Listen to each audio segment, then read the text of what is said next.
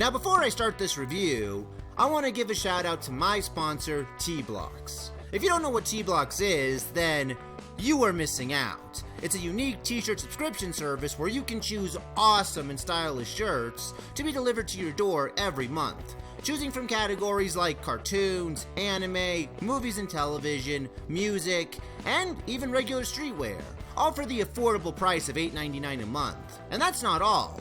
If you use promo code GEMTBX, you can get a 10% discount off your entire order that can be used for its 1, 3, 6, and 12-month plans.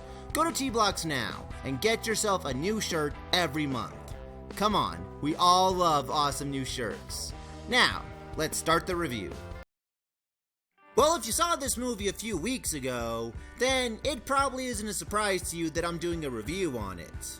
I expressed in my last video how excited I was to see it, but one thing I also left out of that review, though did state in another review, is how long this movie took to make and how badly many fans wanted to see it. This movie's been in limbo for over a decade, and fans were petitioning like mad during that time to get Nickelodeon to make this movie, so that cliffhanger from the Journal could finally be resolved, and the show could actually feel like it got a good send-off. But not only that, this movie's success could also lead to the show being rebooted for a 6th season, which would focus around Arnold and his classmates in 6th grade. So, not only does this movie need to be a proper send-off, it might also need to be good enough to result in the revival of the series. So, I guess the biggest question is this movie that good? Well, let's take a look at it. So the movie starts off with a nice nostalgic callback to the Journal, but with a little hint of Parents' Day fused in with it. And I gotta say, seeing this after all this time is one of the best feelings in the world. A map. The key to finally finding my missing parents. Oh God, what was that? Did I just squee? I swear, I've never squeed before. That's kind of embarrassing. Anyway, like in the Journal, it opens with Arnold dreaming about finding his parents, only for them to end up leaving again. But this one definitely has a more unsettling feel to it, which I think is because Arnold acts a lot more distraught by them leaving again. Arnold wakes up and tells Grandpa, voiced again by Dan Castellaneta, about his dream, and the movie welcomes all these great boarding house characters back in a, well, pretty interesting way. Oh, it's better than the nightmare I keep having. I live in a rundown old boarding house, renting my rooms to a bunch of weirdos. Hey, Gramps, what's for breakfast? Imagine that. It's a living nightmare. Well, best thing first, Grandpa is still Grandpa. It doesn't feel like a thing has changed with him, which is great, because Grandpa is, in my opinion, the funniest Nickelodeon character ever, so I wouldn't want him to change. But one slight complaint I have is that the boarding house characters are acting a little overly asshole-ish. Don't get me wrong, each of them certainly have their asshole moments, but I never viewed any of them, except for maybe Oscar, as such big assholes that they would throw plates at Grandpa just because they're hungry. But honestly, like I said, that's a very, very minor complaint, and these characters aren't focused on that much in this movie, so it's easy to overlook their behavior, and it's not too far off to where it's a major distraction or anything. Arnold goes to meet up with Gerald. A bat? There's a bat living there now? Jeez, they're really taking that nobody notices Lucy joke from the Loud House to new heights, huh? Seems she's moved in with Arnold and no one's noticed. Actually, that would be a pretty interesting crossover, though, then again, those animation differences would be very distracting. Arnold and Gerald start walking to school, and Gerald states that he's excited for it because it's the last day of the year, and they run into Helga, whose dad, Big Bob, is still in the beeper business. Yeah, how's that going? Didn't you get the memo, Bob? Nobody wants beepers anymore. Ever heard of cell phones? Well, no surprise there. And for the record, it's such a great feeling seeing all these characters again. Even though they've been slightly updated, their designs still have that great Hey Arnold feel to them. But more importantly, this scene lets us see most of the new voice cast. Now, all the characters that were voiced by adults all remain the same. I can't think of one character who has a different voice actor. And if any of them are voiced by different adults, then, good God, I cannot even tell. But the harder part is finding a new cast of kid actors to replace the old kid actors. But here, the casting seems to be pretty spot on. The kid they got to play Arnold, to me, seems like one of the better voice actors they've had for him. And hell, Arnold's had like 6 different voice actors, so that's kinda saying something. And fun fact, one of those voice actors went on to play Wolfgang. So, technically, that means Wolfgang is a grown-up Arnold. Hey ladies, if you're still wondering why there's no nice guys left anymore, it's because they all stop being nice guys the second they get into middle school. Also, the kid playing Gerald sounds pretty great too. He's got a very Gerald-like charm to him.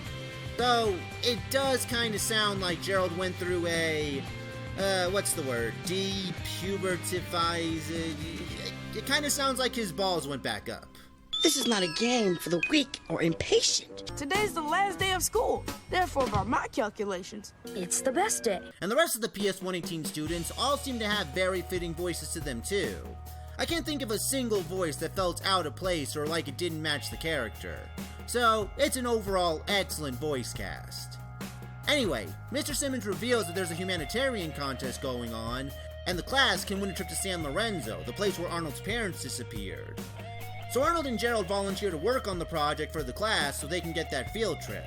But their attempt unfortunately goes wrong, and Arnold walks away feeling deflated when he runs into Helga. And when he confides how he's feeling about his parents to her, she tries, in her own way, to comfort him before Abner ruins the moment. So Helga decides to help Arnold win the contest. Alright Helga, how are you gonna do that? I'm actually really excited to see this.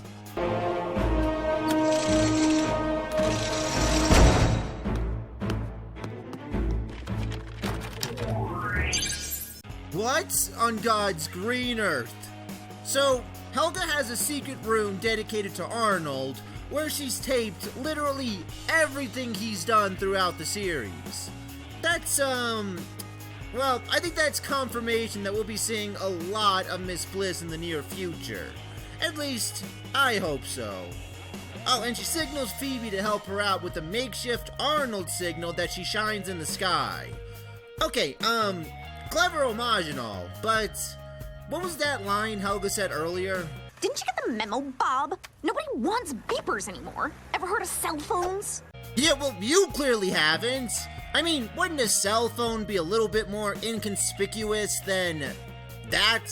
They also enlist Gerald to help, who, like Phoebe, is pretty chill about the fact that Helga has all this footage of Arnold. And they decide to put all this footage together to show how much of a true humanitarian Arnold is, and all the good he's done.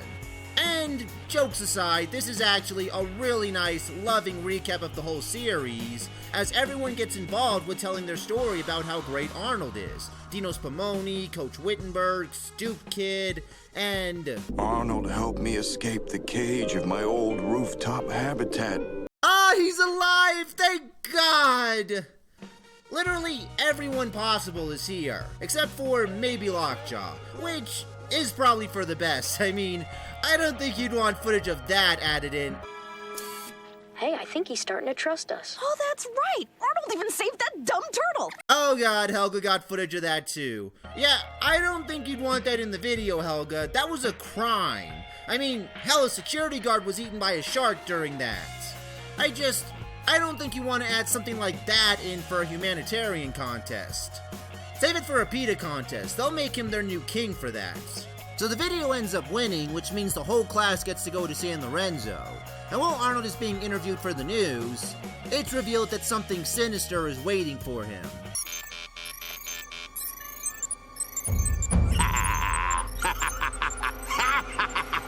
It's La Sombra. Yeah, that's not a spoiler. It's kind of obvious La Sombra was going to be the main villain of this movie. I mean, he was pretty brushed over in the journal, yet still hinted to be so evil that it'd be a shame if they didn't use him as the bad guy. Well, actually, La Sombra does mean the shadow, so I guess it would have made sense if they just, left him in the shadows. Grandpa tells Arnold he's got to fill out his passport identification and has to use his full name, meaning we finally get to find out Arnold's last name. Arnold Shortman.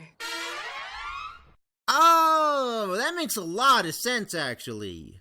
Anyway, Grandpa makes Arnold promise not to look for his parents because he doesn't want Arnold disappearing like they did.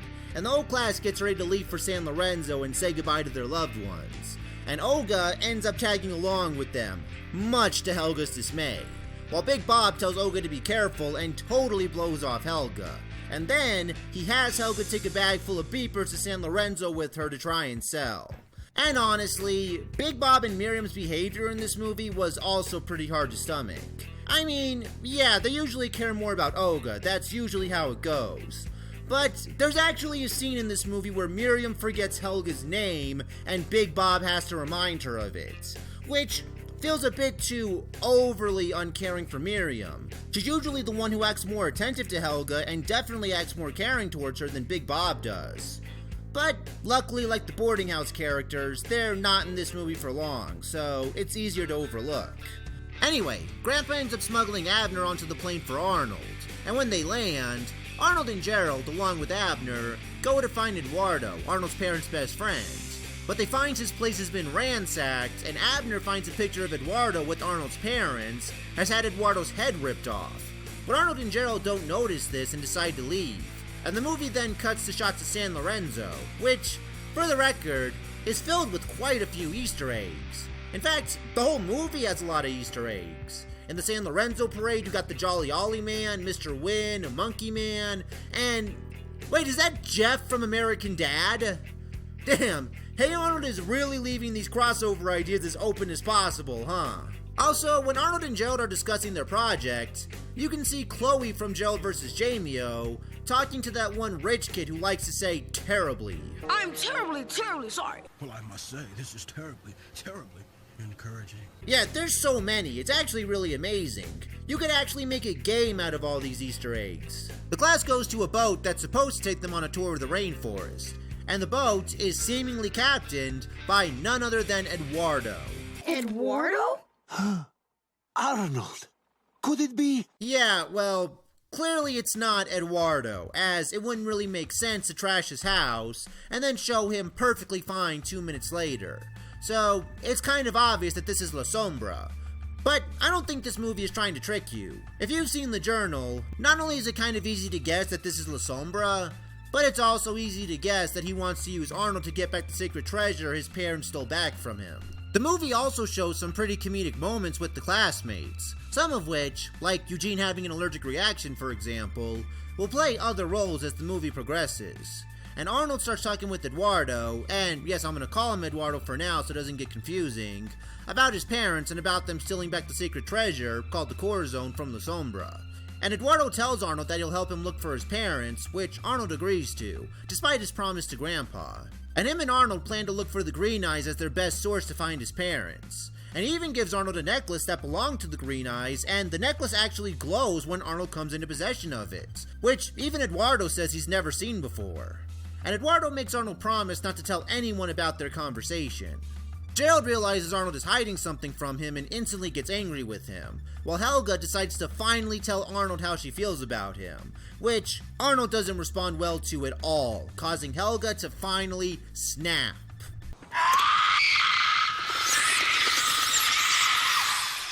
Jesus Christ, woman! Since Arnold doesn't return her feelings, Helga rips up her picture of him and throws it, along with her locket, into the river, which Brainy notices and decides to retrieve for her. Damn, Brainy, you are just as crazy as Helga, aren't you? I don't know. And it's not just Brainy. Abner also jumps overboard after Arnold ignores his warning of Eduardo. Well, a boat ends up attacking their boat, and Eduardo and his crew fight off the crew of the other boat, and they escape by going down very dangerous waters. Since Arnold still doesn't know that Eduardo is La Sombra in disguise, he believes the crew that attacked them was La Sombra, which means La Sombra now knows that Arnold is in San Lorenzo, and the boat ends up crashing, resulting in them having to hike to the camp he set up for them. Which actually leads to some pretty humorous hiking moments with the PS118 characters. My Beetle boots! When they arrive at the camp though, La Sombra finally reveals himself and imprisons them. And he also reveals that the contest was set up by him so he could lure Arnold to San Lorenzo. And he also tells the whole class about his and Arnold's discussion, causing all of them to hate him. Arnold, say it ain't so. You weren't actually helping this jamoke. I knew it. Why didn't you just tell me? You've gone Benedict, Arnold. I'm really disappointed in Arnold. Yeah, this is probably my biggest issue with this movie. These characters should have known Arnold would never willingly put them in danger. Hell, the fact that they believe he was being selfish and wasn't thinking of them actually goes against that whole video they put together for him. They all should know him very well, and honestly, this whole turn feels kind of pointless because they all seem to forgive him instantly without him actually doing anything to get their forgiveness. So, yeah, this whole thing was very pointless to me, and it feels like it only serves to pad in the time out a bit. And since he's already revealed himself, I guess I'll talk about how I feel about La Sombra now. I frickin' love this guy. I think he's a great villain. First of all, he's a legitimate evil mastermind. Some of the things he thinks up are really sinister, but he's also hilarious. He has some of the funniest lines in this movie. Does this dump get Wi-Fi? Yes, but I'm not giving you the password. You monster. How did you guess? Go change it to the other password. He's a really entertaining bad guy, and I'm glad they didn't make him nothing but a stock generic villain. Like the movie, he was also worth the wait in my opinion. Helga hears Arnold crying over his parents in the next cell, telling them that all he wanted was to see them again. And she instantly feels bad about ditching him and her locket. But Brainy reveals that he was able to retrieve the locket for her. I could hit you!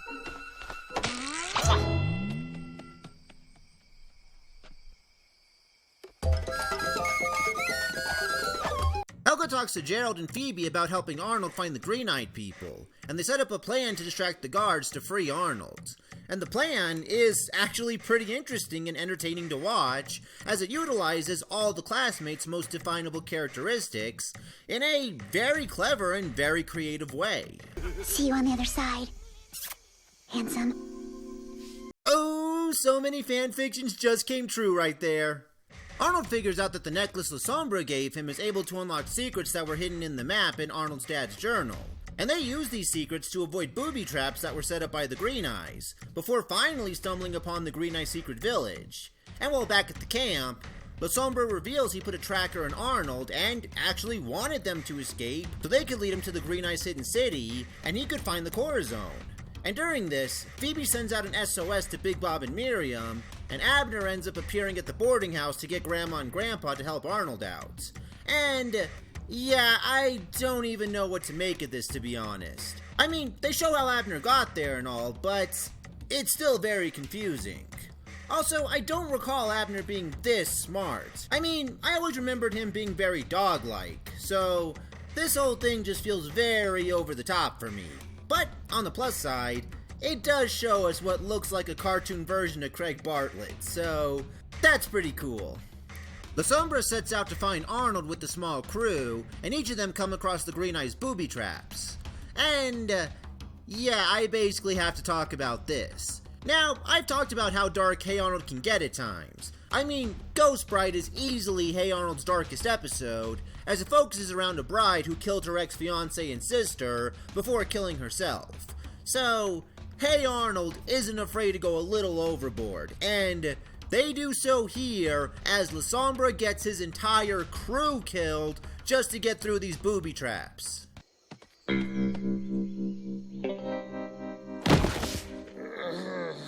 What? You first. I shouldn't have gone first! Jesus Christ, you nut job! Though, I can't help but question this one scene right here. Good luck coming back the way we came. Espérame! Okay, you all were looking right at him. You didn't see him squeeze around the corner like that? You know what? You all did yourselves in. Consider this a lesson to why, when dealing with killer booby traps, you should always pay attention. But now comes one scene I've been waiting for a very long time. The reveal of the Green Eyes. It's them! It's the Green Eyes! Huh. They're smaller than I expected, and a lot more childlike. In fact, they look more like the Lost Boys from Peter Pan. Well, that was kind of a weak payoff. Actually, there's a reason they're all children, which I will get to later. And the child leader of the Green Eyes shows Arnold some stone temple paintings depicting Arnold's parents running out of the cure for the sleeping sickness, and how it would be Arnold, who, for the record, is called the Child of the Volcano. Oh, nice, they even worked in Arnold's badass bird story. Who would be the one to cure everyone of the sleeping sickness using the Corazon. But La Sombra appears, revealing he put a tracker in the Green Eyes artifact. See, I told you he was an evil mastermind. La Sombra tries to steal the Corazon, but the Green Eye children and Arnold steal it back. So La Sombra takes Arnold hostage by threatening to slit his throat. Damn, this movie is not pulling any punches, is it? La Sombra takes Arnold over a rocky bridge as Helga and Gerald give chase, but they end up picking the exact wrong time to do so, as the bridge ends up giving out and leaves them hanging. So La Sombra tells Arnold to open the Corazon, and he'll allow Arnold to save his friends. So Arnold does so, revealing a golden heart inside the Corazon. But apparently the Corazon also senses La Sombra's wickedness, because it shoots him with the poison dart and La Sombra falls off the cliff. I want to unsee that. Good God, this movie's third act is just one big body bag filler, isn't it? Arnold tries to save his friends, but he ends up losing his balance and starts hanging from the bridge with Helga and Gerald. And he and Helga share a pretty well done intimate look before the three are fortunately saved, this time by the real Eduardo. Not another Eduardo, your parents' trusted friend with a mustache. I've heard that before. Why should we trust him? You are welcome to climb back down. Eduardo reveals he's been following Arnold for some time since he arrived in San Lorenzo, and it was actually him who was attacking La Sombra's boat in order to save Arnold and his classmates. And boy, Eduardo, I must say, your timing couldn't have been better. I mean, for you to show up at the very last second to save everyone, and also for Arnold to be totally incapable of saving his friends? I mean, these three have dodged death so much in one day that even the Final Destination Grim Reaper would be saying fuck it by now. And turns out it's not just these three who were constantly dodging death. La Sombra, despite the fact that he should have been falling for at least 2 minutes, somehow gets a hold of Eduardo's rope, and he's able to pull himself up despite no one holding on to the rope, or the rope being tied down, and being poisoned on top of that. And he still has enough fight to try and get that Corazon. Just, jeez, is this guy actually a god? How did you guess? Okay, in all seriousness, this is a show where a fully grown man is able to be lifted off the ground by pigeons, and not only that, they're able to fly him all the way to France. So, honestly, this doesn't seem too far-fetched for this show. Anyway, La Sombra ends up knocking the Corazon off the cliff, all but dooming Arnold's chances to cure the sleeping sickness. And as La Sombra is about to throw Arnold off the cliff, the poison finally does him in, and he falls off the cliff. Again. He died the way he lived, full of poison.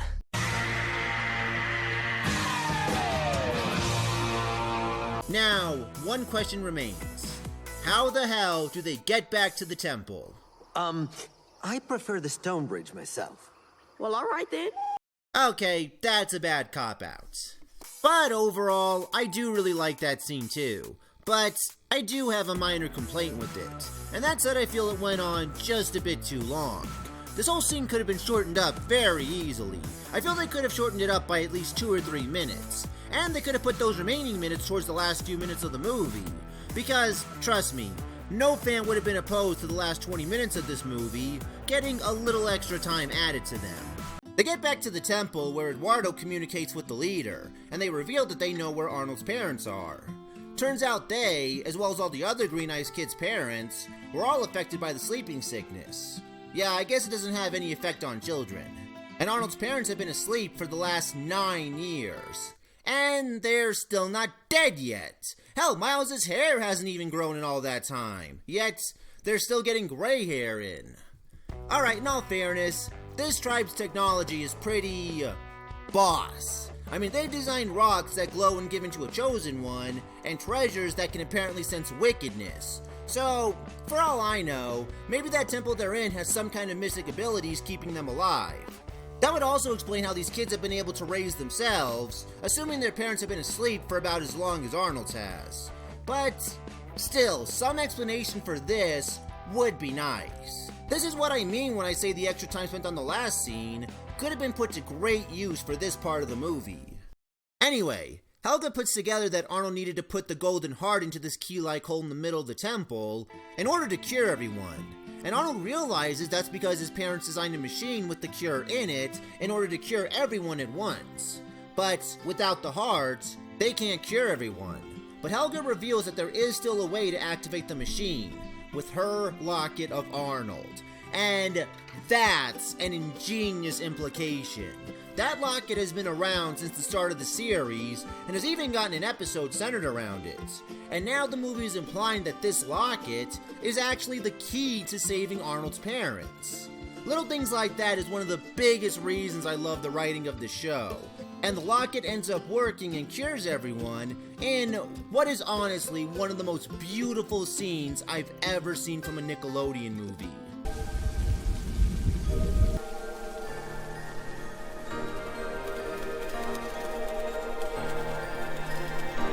That is just awesome. That's such a well-executed scene. And it's followed by another well-executed scene where Arnold is finally reunited with his parents. Hey, Arnold.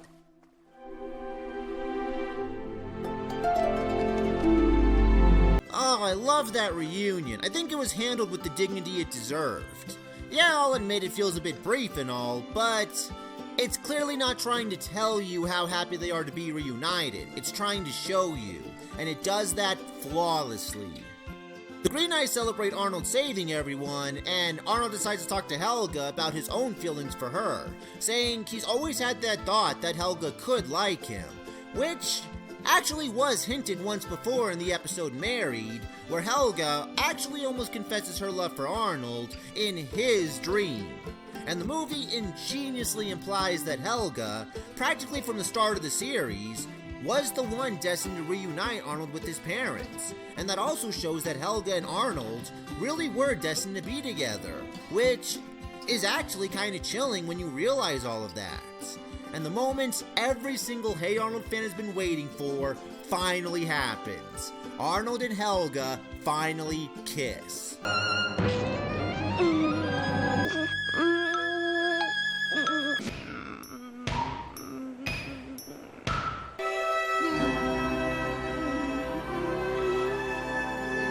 Okay, let me rephrase that. Arnold finally kisses Helga first. And that's the end of the movie. Arnold's parents are finally back, Gerald and Phoebe are now dating, as I assume are Arnold and Helga, and the movie ends with one final, well-executed scene. We'll be waiting right here.